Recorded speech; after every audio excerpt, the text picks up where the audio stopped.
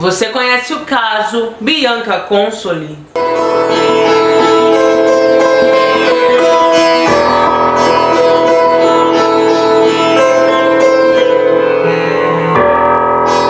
Conheçam Bianca. Ela era uma jovem de 19 anos que morava na zona leste de São Paulo com sua mãe e seu padrasto. Bianca era uma menina muito linda e muito vaidosa. Ela também frequentava academia e à noite fazia faculdade de administração.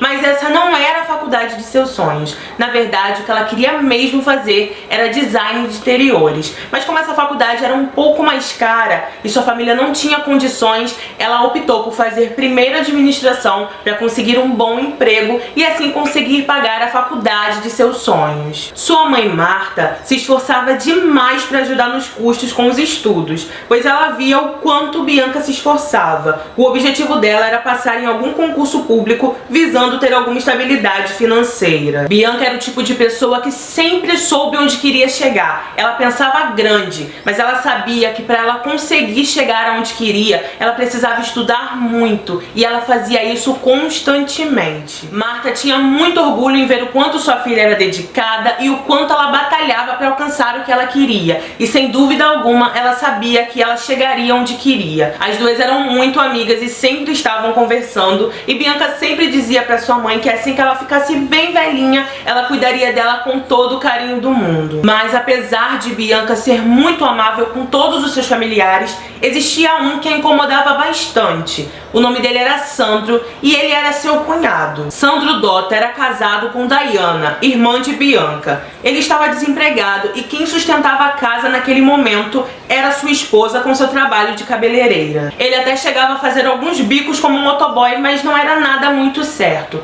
Quem realmente pagava todas as contas da casa era Dayana. O padrasto, a mãe e o irmão de Bianca também não gostavam nada dele. Eles achavam ele um pouco encostado, pois ele já estava um bom tempo desempregado e eles percebiam que todas as contas da casa ficavam nas costas de Dayana e que ele não fazia nenhum esforço para mudar essa situação. A forma que Sandro e Dayana se conheceram também não foi muito convencional. Ela o conheceu em uma clínica de reabilitação enquanto fazia visitas a seu ex-marido Wilson. Dayana e Wilson estavam em processo de separação, mas ela sempre ia aos domingos levar seus filhos para visitar o pai. O Wilson considerava Sandro como um dos seus melhores amigos, mas sempre que Dayana ia até essa clínica, ele aproveitava para dar em cima dela. Assim que o ex-marido de Dayana saiu da clínica, ela ficou com ele por um tempo, só que Sandro estava insistindo muito, e então ela deixou o Wilson e ficou com ele.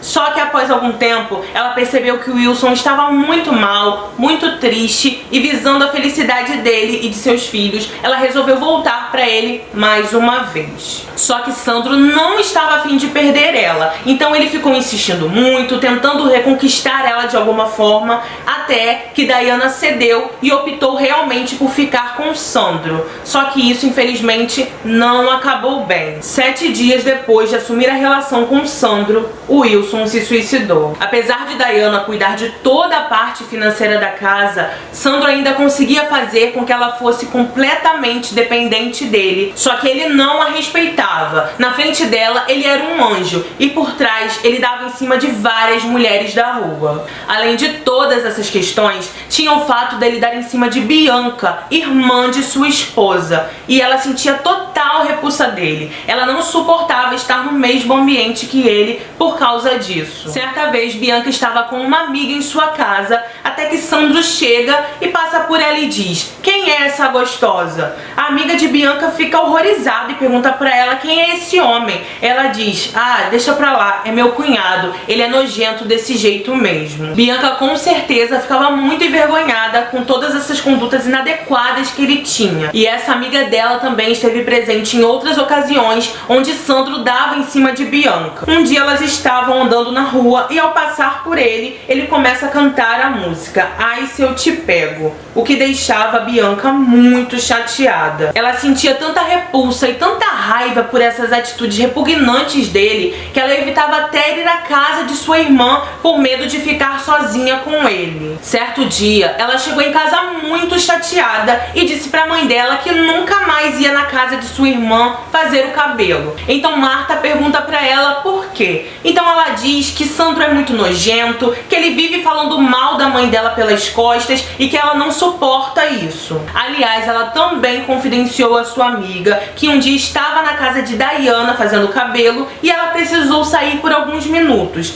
Quando ela saiu, Sandro chegou e ficou tocando no cabelo de Bianca e ela pediu que ele parasse imediatamente. Após esse dia, aparentemente, Bianca nunca mais foi à casa de sua irmã. Eu acredito que esse fato ocorreu no mesmo dia que ela conversou com a mãe dela. Só que Bianca não contava sobre isso pra mãe dela e Marta ficava sem entender o motivo de Bianca sentir tanto nojo dele. A amiga de Bianca, por muitas vezes, temendo por sua segurança, falava pra ela contar pra mãe tudo que ele fazia, só que Bianca tinha muito receio de causar um mal-estar na família e ela achava melhor deixar quieto. Além disso, ela uma vez disse que tinha medo que acontecesse alguma coisa com sua família. Eu não sei se Sandro chegou a ameaçar ela alguma vez, se ele deixou algo subentendido. O fato é que a amiga dela percebia que ela tinha um certo medo dele e certa vez Bianca chegou a dizer que se ele tentasse qualquer coisa com ela, ela morreria lutando. Sandro por muitas vezes tentava conversar com Marta para ele e sua esposa construírem uma casa nos fundos da casa dela. Ele dizia que queria fazer isso para que eles parassem de pagar aluguel. Só que nem era ele que pagava, não é mesmo? Mas Bianca sempre falava para a mãe para não deixar jamais isso acontecer. Eu fico imaginando o terror que Bianca sentia só pelo fato dele sugerir isso. No dia 13 de setembro de 2011, Bianca está conversando com seu namorado por telefone e ela diz pra ele que vai se arrumar para ir pra academia. Mas após algum tempo, ele continua a enviar algumas mensagens pra ela, só que ela não responde mais.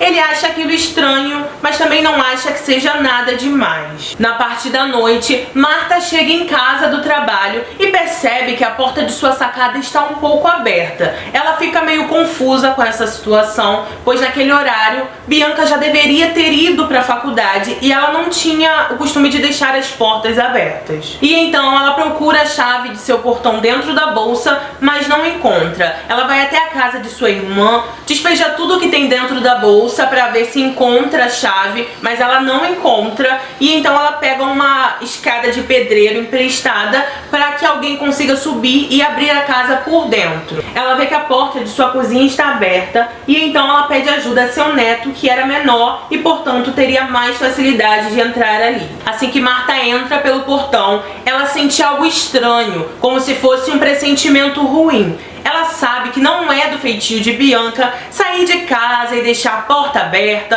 televisão ligada, e então ela vai em direção à sala e já avista sua filha no chão. De primeiro momento, ela pensa que Bianca desmaiou e acabou batendo a cabeça. Então ela corre em direção à sua filha, a pega pelos braços e percebe que o pescoço dela já está com uma certa rigidez. Então ela sai correndo para fora de casa, começa a gritar por socorro. Ela vê um de seus vizinhos e pede para que ele entre na sua casa e faça massagem cardíaca na sua filha. Assim que ele começa a fazer a massagem cardíaca, ele percebe que algo sai da boca de Bianca e era uma sacola plástica. Logo após, a emergência chega e eles levam Bianca até o hospital já sem vida. E lá é constatado que ela não morreu por causa de um desmaio e nem de uma batida de cabeça no chão. Após Bianca passar por um médico legista, foi constatado que a causa da morte foi por asfixia e que ela também foi estuprada em vida. Os policiais foram chamados e começaram as investigações. Como o crime foi dentro de casa e com as portas fechadas, os policiais começaram a trabalhar com a hipótese que poderia ter sido alguém da família ou alguém muito próximo dela. A maioria das pessoas investigadas conseguiram comprovar seus álibis e foram descartadas.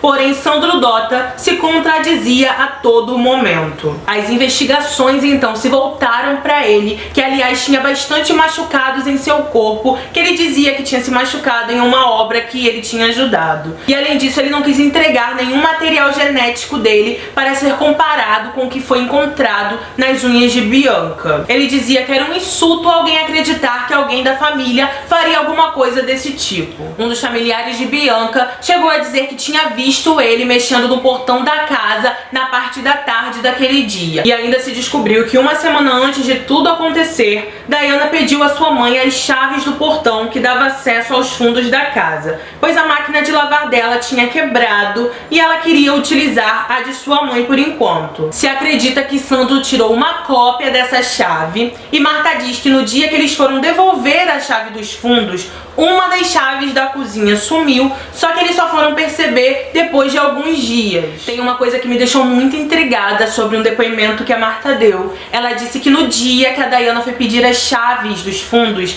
a avó da Bianca disse pra ela não entregar as chaves pra filha, pois senão ela ia chorar lágrimas de sangue. Por acreditar muito na inocência de seu marido e para que cessassem os comentários que cada vez mais cresciam sobre Sandro, Diana levou até os investigadores uma calça que ela disse que Sandro usou naquele dia, e nessa calça tinha uma mancha de sangue. E foi então aí que os investigadores levaram essa calça até o laboratório e foi feito um trabalho de perícia. Eles começaram o trabalho e concluíram que o DNA encontrado na calça era totalmente compatível com o que foi encontrado nas unhas de Bianca. E com isso, os investigadores concluíram que Sandro Dota foi por volta de 1h da tarde no dia 13, lá na casa de Bianca, e pegou ela desprevenida enquanto ela estava se arrumando para ir para academia.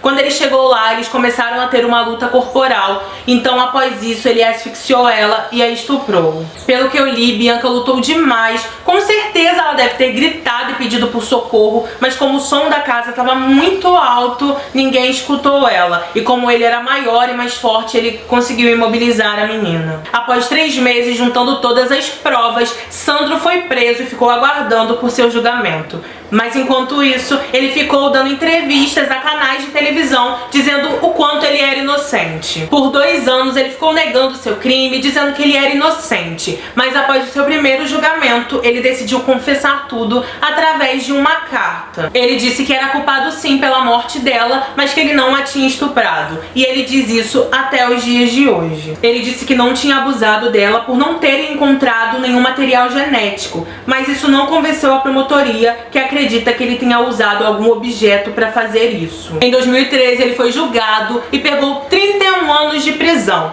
Porém, em 2017, por ter confessado um dos crimes, sua pena foi diminuída para 21 anos e 4 meses. Sandro foi descrito pelos profissionais como frio e calculista, o tipo de pessoa que não gosta de ser contrariado, muito dissimulado e manipulador. Eles também disseram que ele tem traços de psicopatia e narcisismo. Uma coisa que eu achei narcisista da parte dele foi o fato dele querer ficar aparecendo toda hora na televisão. Da primeira vez para dizer o quanto ele era inocente, que ele não tinha feito nada disso, e depois para dizer que sim, que ele era homem para confessar o que ele fez e tudo mais. Aliás, essas reportagens estão disponíveis aqui no YouTube para quem quiser ver. Infelizmente, a luta da família Consoli contra esse homem ainda não teve fim. Em 2019, ele foi julgado por ter abusado dos filhos de Diana e pegou 78 anos e 9 meses de prisão. Porém, a família agora está indignada, pois ele acabou de ser absolvido em segunda instância por falta de provas. Pelo que eu entendi, o Ministério Público de São Paulo acabou perdendo o dia, que era o dia máximo para revisar toda essa situação,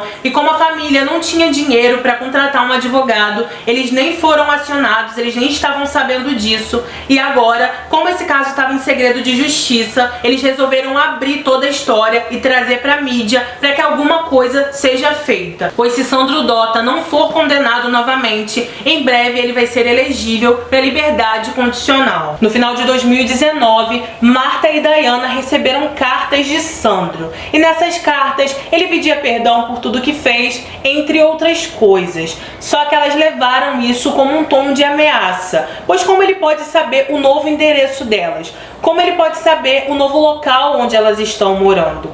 Então isso deixa elas com muito medo e muito receio do que ele pode fazer com a família deles assim que sair da cadeia. E elas pretendem pedir medidas protetivas por causa disso. Se vocês quiserem saber mais sobre esse caso, existem muitas reportagens e entrevistas aqui no YouTube sobre esse caso. Aliás, a confissão que Sandro deu para um canal de televisão também está disponível aqui no YouTube. A mãe da Bianca, Marta Consoli, ela tem um canal aqui no YouTube com o nome dela. Se vocês quiserem ir até lá, ela fala um pouco sobre a filha e ela também falou um pouco sobre esse novo caso que veio à tona, tá? Então se vocês quiserem ir até lá, o nome do canal é Marta Consoli.